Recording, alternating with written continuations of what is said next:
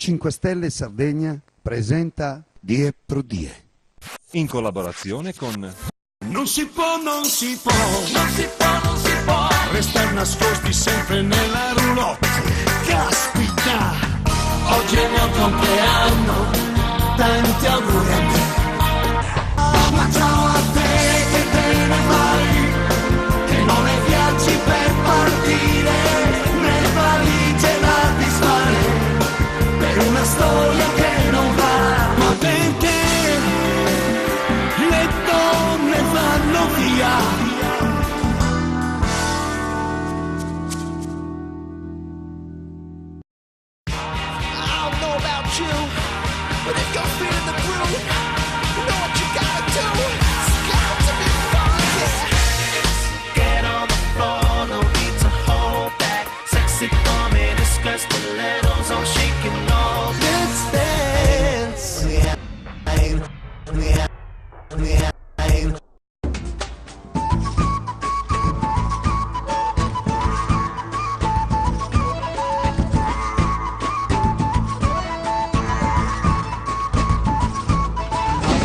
Bentrovati a questa nuova puntata di Die Pro Die. Oggi parliamo di calcio, parliamo tra l'altro di questa grande Torres e di questa grande paura poi che c'è stata in quest'ultimo momento del campionato di C2. Siamo in compagnia di Icco Ribichesu, giornalista e grande comunque amante direi di questa Torres Calcio. Intanto ciao, benvenuto. Ciao Paul, grazie dell'invito. Sì, grande tifoso sicuramente, concordo con la grande paura che ci ha accompagnato queste ultime settimane. È chiaro che c'è l'amarezza perché da poter disputare i playoff per provare il salto di categoria abbiamo addirittura rischiato fino agli ultimi 7 minuti di dover fare gli altri play, però quelli i play out, sarebbe stata davvero una grande beffa, intanto dal punto di vista dell'affezione del pubblico, perché non dimentichiamoci che 9 vittorie di fila in casa avrebbero previsto alla fine del girone andata intanto 32 punti e un flusso di pubblico adeguato. Invece niente da fare, Sassari non ha risposto e poi tutte le problematiche societarie insomma che le ultime settimane davvero ci hanno creato grossissimi problemi. Peccato perché Luciano Foschi è riuscito ad amalgamare una squadra che, non dimentichiamoci, per 9 undicesimi sarda, quindi tutti ragazzi che quantomeno capivano il nostro dialetto. E invece poi abbiamo rischiato davvero di perdere questa categoria e sarebbe stato un vero peccato. Vedete anche ora le immagini in realtà poi del campo, noi diciamo il campo della Torres, questo campo dell'Acquedotto, questo Vannissanna che tanto ha fatto soffrire i sassaresi ma non solo. Dal 1903 che la Torres non ha momenti di grande fortuna a parte qualche anno sporadico, ultimamente soprattutto i grandi problemi poi di una squadra che soffre. Una squadra che soffre, diciamo che nelle ultime 6-7 stagioni non abbiamo avuto un nocciolo duro, non si è potuto costruire su un gruppo perché 13-15 elementi ogni anno che arrivavano alle varie corti dei vari allenatori come nuovi giocatori, insomma era difficilissimo. Problematiche societarie, il sogno del B svanito in una partita di playoff, ricordiamo tutti quel maledetto rigore calciato da Tozzi Borsoi contro il Grosseto e poi niente, insomma c'è solo credo da fare un pochino di autocritica, un pochino tutti presumo, perché veramente nei momenti diciamo d'oro si sono avute anche 10.000 persone all'Acquedotto. È chiaro che dispiace vedere una squadra che poi è stata così messa un pochino nel dimenticatoio nonostante gli sforzi di tanti, dei giocatori, dell'allenatore, del presidente, perché chiaramente Antonio Mascia in prima persona ha rischiato tantissimo.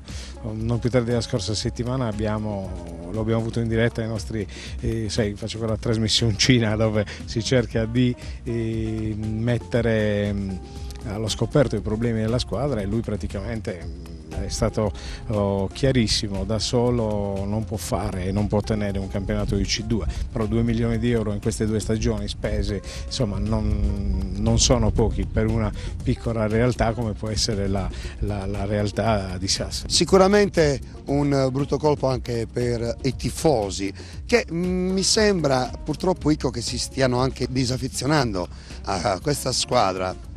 Sì, credo che in linea di massima Sassari sia una di quelle realtà, d'altronde come tante altre, dove quando si vince è facile saltare sul carro appunto dei vincitori. Tante volte però si dimenticano quelle che sono le problematiche vere di una squadra, di una società che deve fare i conti adesso con un sacco di problematiche legate anche al cambio tanto auspicato delle regole. Le regole è chiaro che devono essere rispettate, perché chiaramente noi considera che siamo passati come una squadra di illusionisti, mentre invece abbiamo pagato tutto quello che c'era da pagare, seppur con un leggero ritardo. Chiaro che non è una scusante, però fate un pochino i conti. Fino all'83esimo dell'ultima gara di campionato la Torres rischiava di disputare i play-out, dove con gli 8 punti di penalizzazione che purtroppo abbiamo dovuto subire e con la chiara circostanza mentale dell'approccio alle gare che mancavano, si poteva davvero rischiare invece di partecipare quantomeno ai playoff, e devo dire che è un rammarico doppio, perché crediamo che veramente la truppa di Mister Foschi poteva arrivare a questo benedetto salto di categoria senza tema di smentite, perché francamente insomma è una squadra che riesce a fare 32 punti nel girone di andata. Francamente ti faccio una domanda, ma io credo che la Torres, secondo il mio pensiero, possa un domani lottare per la B, ma poi realmente quanto potrebbe interessare la B alla società?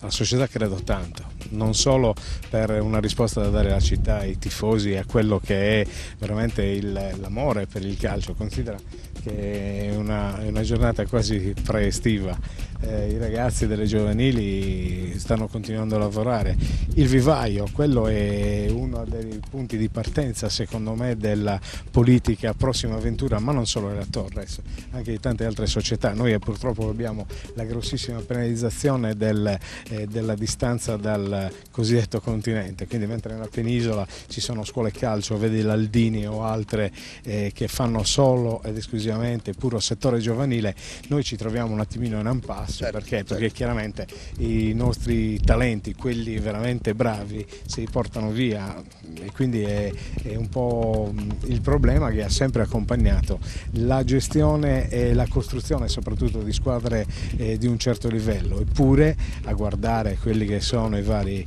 Cabeccia, Molino, Sogos, Deliperi, lo stesso portiere che è arrivato quest'anno dal Sennori, Secchi, ancora Caboni e tanti altri che quest'anno, mi spiace dimenticarne qualcuno, tanti altri che hanno fatto le fortune di questa squadra. Significa che la bontà dei giocatori, dei calciatori c'è. È chiaro che necessita una programmazione particolare per riuscire a portare questi giovani alla corte di società professionistiche come può essere la Torres, Nuorese e Olbia. Ma il Coribicchesu poi da settembre-ottobre, questa prossima stagione che arriva, farà parte comunque di Die Pro Die, perché una volta alla settimana ci occuperemo di sport e sarà lui a occuparsene proprio con il nostro programma. Ecco la motivazione anche tra l'altro di Ico qui. Quest'oggi si parlerà non solo di Torres tra l'altro, ma si parlerà anche di altre squadre, si parlerà di basket. Io Ico ti ringrazio, do appuntamento ai nostri telespettatori alla prossima puntata, grazie a tutti quanti voi, grazie a Ico Coribicchesu, ciao. Ciao, grazie.